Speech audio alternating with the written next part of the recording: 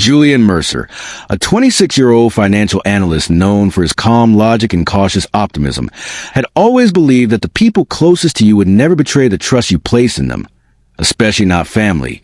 Yet the truth he discovered about his $5 million trust fund shattered that belief in a single afternoon.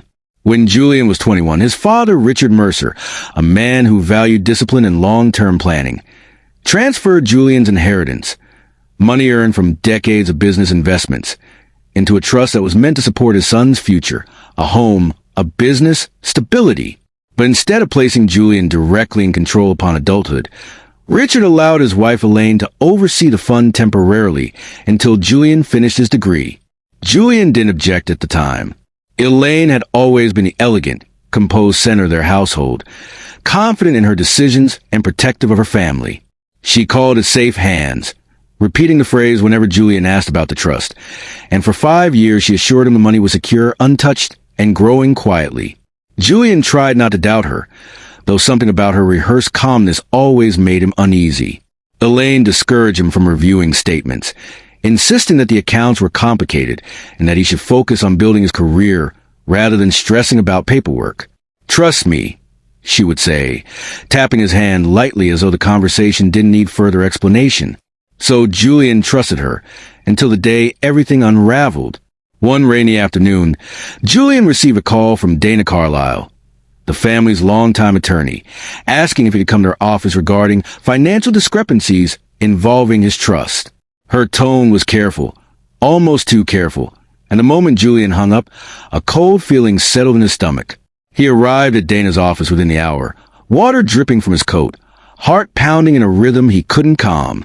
Dana greeted him with a sympathetic expression that only deepened his dread. She guided him into her office, closed the door softly, and placed a thick file on the desk. Julian's name was printed across the top. He sat down slowly, bracing himself. Dana explained that she had been reviewing routine audits when she discovered irregular withdrawals from the trust.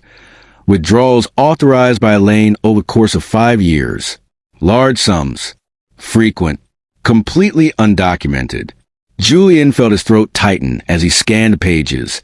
Each line of numbers felt like a strike against a foundation he grew up believing in. "Where did the money go?" he whispered. Dana hesitated before answering. "Your mother invested in ventures that were not legally permitted under the trust terms.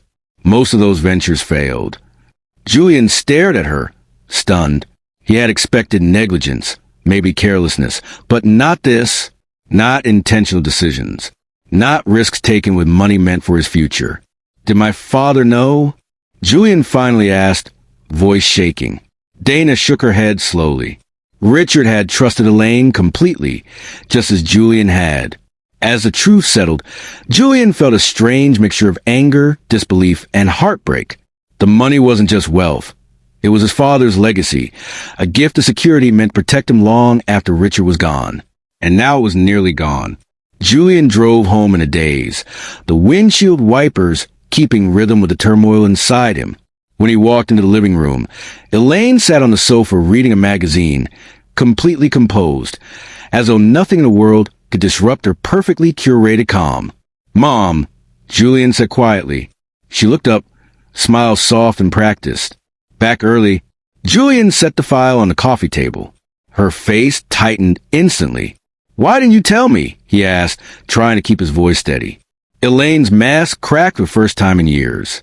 She insisted she had done everything for his future, that the investments were meant to grow the trust beyond what Richard left, that she had only taken opportunities others weren't brave enough to try. Julian listened, but her words sounded hollow, more like excuses and explanations. When he asked why she had the losses, her answer hurt more than the numbers did. "Because I knew you wouldn't understand," she said softly, as if she were the victim of the situation she created. Julian felt something shift inside him at that, an old, unspoken certainty that his mother valued control more than transparency. He realized that for 5 years she hadn't been protecting his inheritance. She had been protecting herself. After a long silence, Julian told her he would be working with Dana to regain whatever remained of the trust, and that he could no longer allow her to manage anything tied to his future. His voice remained calm, but his decision was final. Elaine's expression hardened, but Julian no longer flinched beneath it. That night, he packed a small bag and left the house, not out of revenge, but out of profound need to reclaim the independence he once believed he had. As he drove away, he felt grief, not for the lost money, but for the illusion of trust he had clung to for far too long.